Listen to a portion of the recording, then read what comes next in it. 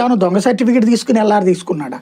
అది తీసుకుంటే ఇంకొక కేసు. అంటే తెలియకుండా మాట్లాడేసి అంటే అందేదో చిన్న కుర్రోడ్లే మనం ఇంత సీరియస్ పరిణామాల దగ్గర వెళ్ళినప్పుడు, నువ్వు లక్షలాది మంది జనాలు పోగేసుకుని వెళ్ళినప్పుడు ఆ హోదాలో ఉండి అలా మాట్లాడకూడదు. చాలా జాగ్రత్తగా మాట్లాడాలి. మాజీ సీఎం హోదాలో ఉండి అలా మాట్లాడకూడదు. అది ఇంకోటి మైనారిటీ ఇదే మత్స్యకారుడు కాబట్టి చనిపోయిన అతను యాదవ్, ఎదురు బీసీ, ఎదురు ఆయన పేద, ఈయన పేదరికం నుంచి పైకి ఎదిగాడు. ఇప్పుడు వాళ్ళు ఇంకా పేదరికంలోనే ఉన్నారు.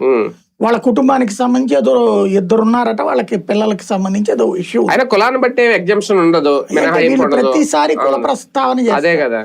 అంటే మన రాష్ట్రమే దరిద్రం అనుకోండి, కులాల కురుక్షేత్రం, కులాలను బట్టి ప్రమాదాలు చేసే లేదు కదా, టాపిక్ అనవసరం. అది ఇవన్నీ కూడా వాస్తవంగా చెప్పాలంటే ఈ ఇష్యూలో బాధ్యతగా ఉంటే మామూలుగా ఏం చేయాలి, ఇలా పార్టీ వాళ్ళని అక్కడ వాళ్ళకి పంపించి అతన్ని 4-5 సార్లు పరామర్శించడం, బెయిల్ తొందరగా వచ్చేటట్టు చూసుకోవడం, ఆ పైన వచ్చిన తర్వాత తను పిలిపించుకుని నీకు అండగా ఉంటానయ్యా అని చెప్పడం, లేదా అతని ఇంటికి వచ్చేసాక ఈయన వెళ్ళి పరామర్శించేసి చెప్పడం కరెక్ట్. ఇలాంటి కేసులు అంటే మిగతా దాంట్లో ఏంటంటే పొలిటికల్లీ మోటివేటెడ్ కేసెస్ ఉంటాయి. ఆ విషయంలో ఇప్పుడు జోగి రమేష్ తో తప్పులేదు. కానీ ఈ అంశంలో ఒక ఇన్సిడెంట్ ఇది, ఇప్పుడు నేరం నిరూపణ కాలేదు కాబట్టి నిందితుడే. బట్